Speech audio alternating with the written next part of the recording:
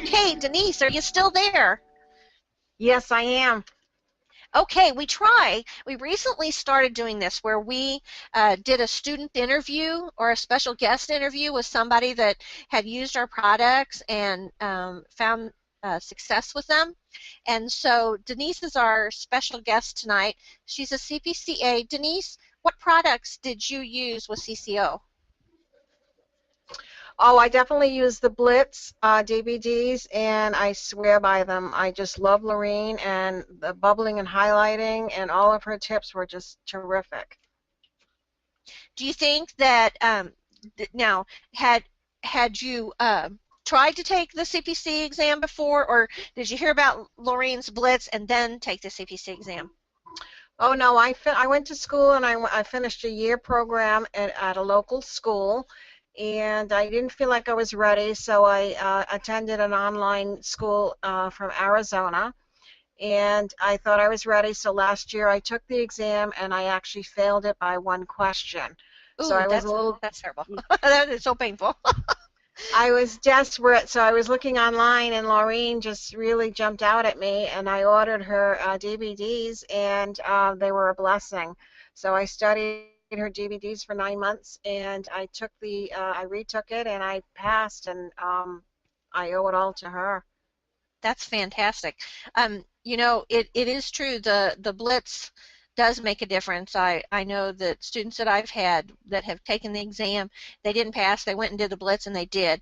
What do you think it is about the Blitz that kind of what is there one thing about the Blitz? If you could pick one thing, what do you think it was that helped you the most? I mean, I know it's hard to name just one, but what do you think it It was? is hard. I say the bubbling, highlighting, and her notes. Her notes were just Mm-hmm. awesome. I wrote all of the notes that she wrote.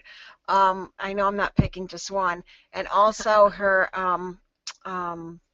guidelines for the E&M and the pick out the hem was just terrific. It was just Yeah, unbelievably terrific.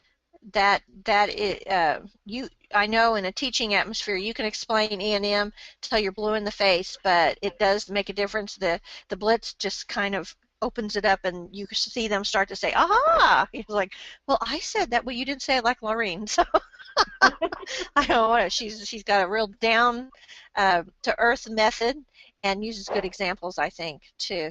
So that's great. Now going forward, what's your plans? Well, I have been working in the field. I have been a coder for almost 2 years now. I have been very lucky where people did give me the chance. I find that a lot of former students and co-students that I went to school with are having a lot of trouble getting jobs because you need experience, you can't get the experience, that sort of thing. So I was very Right. fortunate that I was able to get a job. I first started out in the home care industry and coded for them, and now I'm working at an acute care hospital doing both inpatient and outpatient coding. That's fantastic. That's excellent. Um, well, good. Uh, do you think, hey, just picking your brain then, since you're doing inpatient and outpatient, do you have a preference as to, I mean, they are very different, but there are a lot of people out there that are wondering, do I want to go and deal more with inpatient or do I want to do outpatient? What do you see as a difference? Well, inpatient coding is you need to do a lot of concurrent coding, which means that a patient obviously stays in the hospital for more than one day. So you need to keep up with the coding because the patient can have a new diagnosis that arises every day, maybe. So you need to keep up with that. You need to also pay attention to the DRGs and the relative weights, and which goes according to the compensation of the Right. of what the person, the insurance. Outpatient is more a lot of E&M codes and stuff like that. I personally prefer inpatient. Inpatient. I have friends that go to our local chapter meeting, some that do inpatient, some that do outpatient, and it and they like where they're at, and that some will say I don't want to do inpatient, the outpatient ones, and the outpatient ones say, I mean, and vice versa. I don't want to do inpatient back and forth. It's kind of funny. I think you find your niche and what works for you. And that's kind of the nice thing about coding. There's so much diversity that you can do that it never gets boring, I would say. Well, thanks, Denise. I really appreciate you being here tonight and sharing that the Blitz was helpful to you. If you could tell anybody one last thing about the products that we have, what would you say?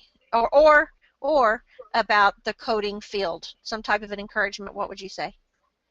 Oh, never give up, because I was at a AAPC local chapter meeting last night, and they said that they definitely, took a poll or whatever, and they said that there's going to be a lot of coders that are going to be retiring, especially with ICD-10 coming out, so there's going to be more of a demand, so never ever give up. There was one woman there that just passed her CPC last week. She took it, this was her 4th time taking it. She said she was a registered nurse, and she took her nursing boards, and this was by far the hardest test. But she was very driven, and she took it, and she took it, and she took it, and she finally passed it, and she feels very much accomplished. Great. That's fantastic. That is encouraging to know that